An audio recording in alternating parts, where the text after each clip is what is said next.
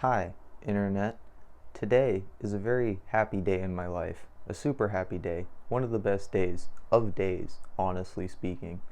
Today, King Gizzard and the Lizard Wizard's PetroDragonic Apocalypse or Dawn of Eternal Night released. And oh my god, I think I like this album more than any other album that's come out this year. I'm not gonna lie. I'm gonna be completely upfront. I do think this is my favorite album of the year so far.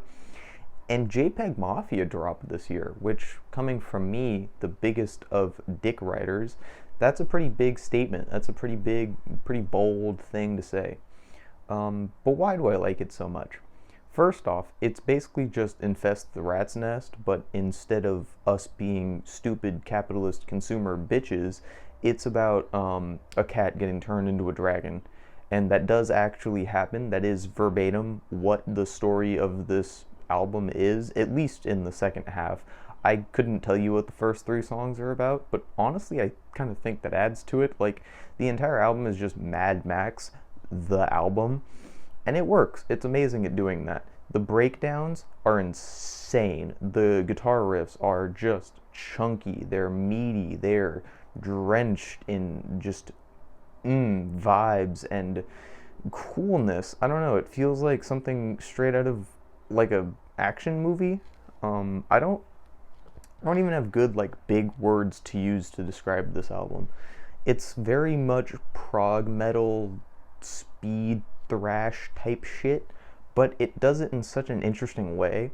Like, the first comparison I even thought of listening to Motor Spirit was that it sounded like a Tool song, which was not what I expected going into this, seeing as this was a King Gizzard album titled PetroDragonic Apocalypse. That's just not the connection I was gonna be making today. But no, that was exactly what it sounded like. It sounded like a Tool song with the kind of tribal drums and the whispered vocals with the guitar kind of just doing something over it. Yeah, it's a Tool song. That's what Tool does. So hearing King Gizzard do it out of fucking nowhere was really cool. But no, I just really like this album. I'm not gonna lie. Like, I just don't really have anything else to say. It's really good. Each song is fucking long, like 7 tracks for 49 minutes.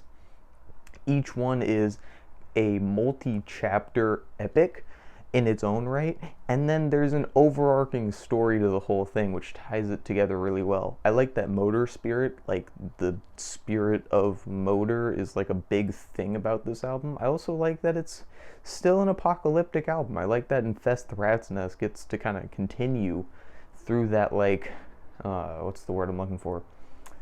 I can't remember the word, but you know what I'm saying. Like, there's a connection between the two without the two actually being like about the same thing, and I like that. It's nice to see some similarities. That's what I was looking for. Yes, it took me that long to remember similarities. We're not talking about it. No, good album, amazing album. I would probably give this a 9, I'm not gonna lie. Even the things I don't like about it are justified because I know they're very creative takes. Like, some of the vocals are a little weird. The ending to Flamethrower isn't like my favorite, but they feel very stylistic in nature. You can tell that there was a lot of purpose behind it, so I don't mind the minutia. Like, I have two complaints: the end of Flamethrower and the fact that Motor Spirit doesn't have a proper transition into Supercell. Is that the song after it? Those are my two complaints about the entire album. Two for almost 50 minutes of material. If that doesn't sell you on this, I don't know what will. It's prog metal, it's like speed thrash, and it's got some tribal drums in it.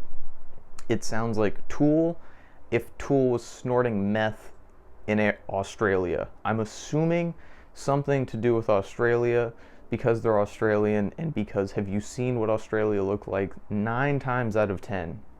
Big animals and scary things. That's what this album reminds me of, and that, yeah, I'm just rambling at this point because I literally do not have critique to make of this album, and the good things I've said are honestly the good things about this album. Like, it may be repetitive to a degree. That's like a third maybe complaint you can make about it. But I feel like the variation in riffs, in overall tempo, the vocals. I feel like there's enough variation between tracks that you don't even really need to talk about how it kind of sounds the same between songs, because it's a cohesive concept album. Like it's just good. Like I said, one of my favorites, if not my favorite of the year so far. And I've only listened to it once completely. It's fucking killer. Go listen to it. I'm really sad I didn't get to see King Gizzard this week, because they're in LA and I am in the state of California, but I am not, in fact, in LA. So, yeah, that's the mini review for today. Stay tuned for my next couple of scripted videos. They're all going to be chunky little fuckers. And thank you to everyone who watched the Infest the Rat Nest video. I didn't expect it to do so good, because it's their like 15th album and the one that most people don't talk about. So I was really surprised that so many people wanted to watch it, and that so many people seemed to love that album, because I love it, and it made me love this album even more. So yeah, I'll see y'all probably later this week.